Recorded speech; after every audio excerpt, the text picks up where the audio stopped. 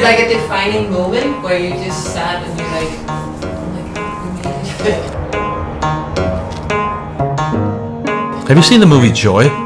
Yeah. I cried in that movie when there's like a moment where she sort of realizes that it's gonna work. I think it's the phones are ringing or something, and I fucking cried. I was on a plane watching it, I just like bawled. It was such a touching moment, so yeah. But the thing is,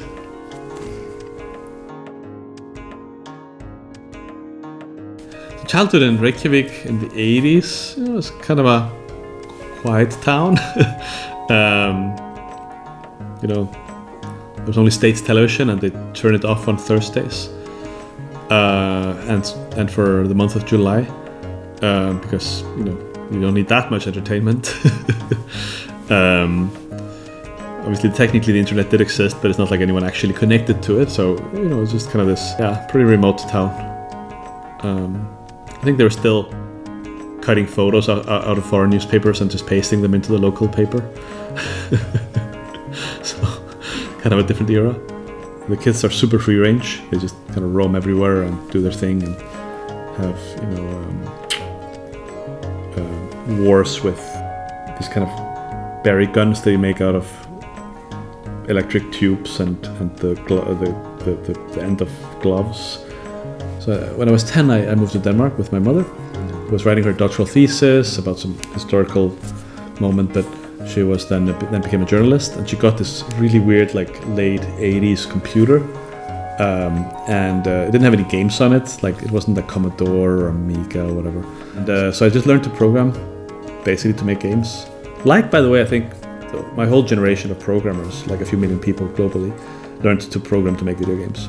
And then I basically spent every waking hour, when my mother wasn't writing her thesis, on the computer. Including, at one point, I accidentally deleted her thesis and had to recover it through many sleepless nights. It was kind of a dramatic moment. Yeah, so I basically spent every waking moment on my mother's computer until I, got the summer job and I earned enough money to buy on my own. And then, like, internet connectivity came, like the dial-up into the internet came around the time when I started high school, and from then on, I spent every waking hour on my own computer, dialed into the internet, hogging up the family phone line to the point where my journalist mother was in trouble. Oh man, university was the worst. It wasn't. I actually liked university, but I was such a dropout. I dropped out of university 4 times. I studied a whole bunch of stuff from physics, which was my sort of childhood dream, dropping out of that, to Arabic, Middle Eastern studies, which I really enjoyed actually. I spent some time in Egypt, Syria, traveled a bit around the Middle East. A little bit of psychology, although you couldn't actually enroll because it required really high marks, and I had basically smoked weed in high school and wasted a lot of time there. And then I had 2 weeks of computer science at the University of Lund, but by then I had started a company and I was kind of busy, so I ended up dropping out of that. And I think if I put all my university together, it's still not one bachelor's degree, so I was pretty bad.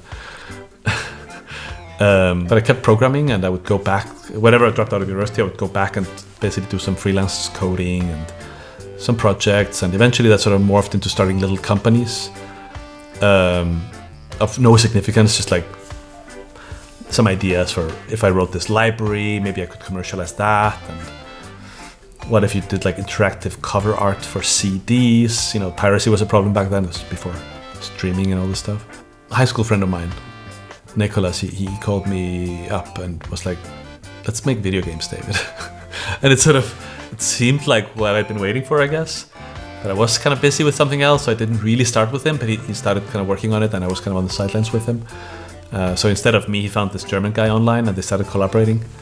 And I joined a bit later, but still kind of early, into a company that we called Over the Edge Entertainment, because it has to be kind of badass. And yeah, we worked on that for kind of a few years, arguably, making a lot of prototypes and doing little game tests and what if and how would it look, and what if we try to change the world with storytelling and games, and could we affect people's kind of emotions or ways of thinking about history and human relations, and a lot of ambitious ideas that we couldn't figure out how to kind of make happen. But all along, while trying to make these games, we were writing software to help ourselves make the games. What's called the game engine, sort of the underlying software architecture to support a game development project. After a few years of working really hard, but kind of aimlessly and sort of doing a lot of different things, we somehow had the feeling that the software might be useful to the world. And the name of that became Unity, and that became what we then launched as a kind of a early access, kind of pretty wonky piece of software in 2005. So, we started forming Unity kind of as a group of programmers, project. It was sort of became a thing during the years 2002 into 3. And then we were working super hard trying to make video games 2003 and 4. There wasn't much of a startup ecosystem around us at all. And like in Denmark, it was practically nothing, honestly. And we didn't know anyone for sure. So when I heard about Venture Cup, I don't remember how I heard about it actually. I had this idea to apply as a sort of an educational process for me. I think I was the only person of the founding team that went there really. And I heard there was like free mentoring, and there would be some smart people, and it was super inspiring. There were some events. Again, like just I knew from the internet, I suppose, that there was something called startups and stuff like that, but it was very unclear to me how that would actually flesh out in reality. So it was just a really inspiring environment to be in, and meeting a lot of people. I met people that I still know actually. Got advice from some like Martin von Haller, who's like a really preeminent kind of startup lawyer here in Denmark, and it just gave me some advice that actually got applied directly for the kind of founding of Unity as a company. It was really useful. Then I was too busy, so I didn't actually finally submit the term sheet to kind of the competition. But I guess I got the things out of it that I could use or that I had time to get. And I was always very thankful for it. It seemed like a very kind of friendly and open place, that's for sure. So, we're writing code for what became Unity in like 2001, 2, 3. It sort of becomes like a company in 2004. We launched Unity 1.0 in 2005. We basically ran out of money. We were sort of walking through a desert. We tried to raise money, but we absolutely failed to. And just kind of, it was such a walk in the desert. These early years were just so goddamn miserable. It was so freaking tough. It's just, Like we didn't have any money, and like the little revenue we had got stuck in PayPal because they thought we were doing fraud with credit cards, which obviously we were not. But and of course, I was trying to be CEO and kind of by extension CFO, and we had no overview of our finances, and invoices would come in and we'd sort of pile them up and pay them when there was like the third complaint, and it's just juggling kind of cash flow early on was terribly hard. We didn't actually, we tried to, but failed to raise venture capital in the early days. And so we basically had to build a company on cash flow, which is really hard and sort of painful and frustrating. So we did that for years and years. Super hard. Like when you're not paying, the handful of employees the salary on the first of the month, but the fifth, and they're getting stressed out about it, and it's not a fun thing. By the way, we the founders didn't get any salary for these years early on, so it's not like we were greedy. Quite the opposite. I think there was like two things that kept us going. Initially, it was just that we had created some debt for ourselves, and sort of you kind of get through that or work through that. But more importantly, we just kind of slowly, but then completely fell in love with the game industry and the game developers. We were sort of arguably failing game developers, and we had a really, really strong sense for how that felt to be a game developer. And these are such creative, brilliant people, and they work so hard, and it's really hard, and they fail, and they, great games sell badly, and it's a really tough world.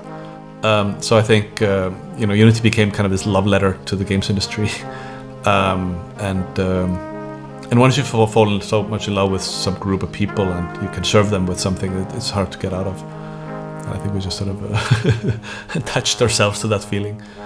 And let us sort of drag us through the tough times.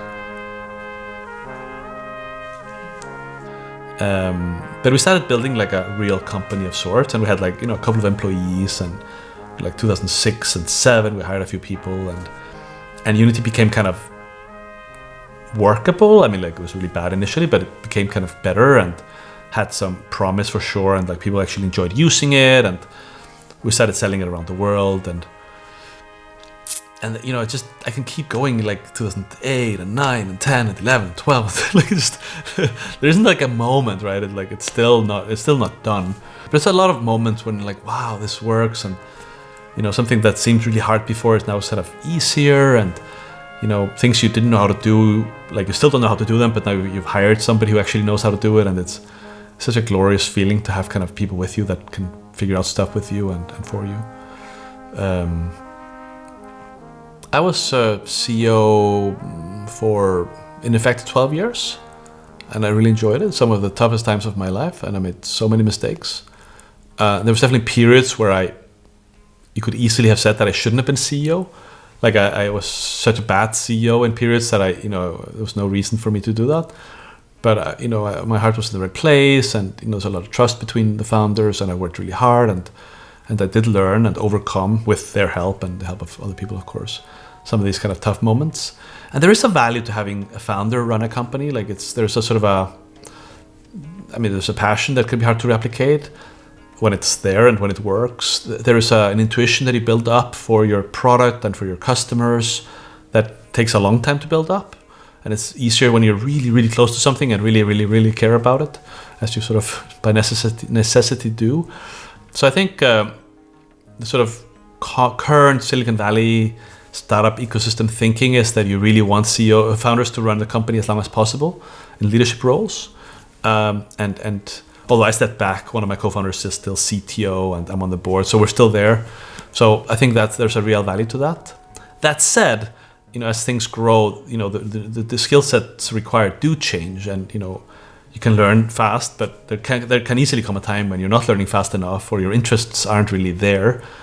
And in our case, we were able to find this incredible person who had a very broad skill set, understood what we're doing, had a very strong intuition for what we were up to, and that we got to work with on a board level before he joined. So in that case, it was great. It's been fantastic. But no, it's it's really something to consider. And we actually, our intuition was that we should have an outside CEO much earlier than we did. And I think we did right by kind of postponing that judgment, or like basically going kind of further than we had expected, honestly. And for you technical founders, I usually say that it's way easier to learn business than it is to learn your technical topics. So you can probably learn it kind of on the job up to a certain level, or pretty far. And arguably some of the best sort of tech CEOs in the world are from tech. I mean, they're technical originally. So don't give up too early on that one.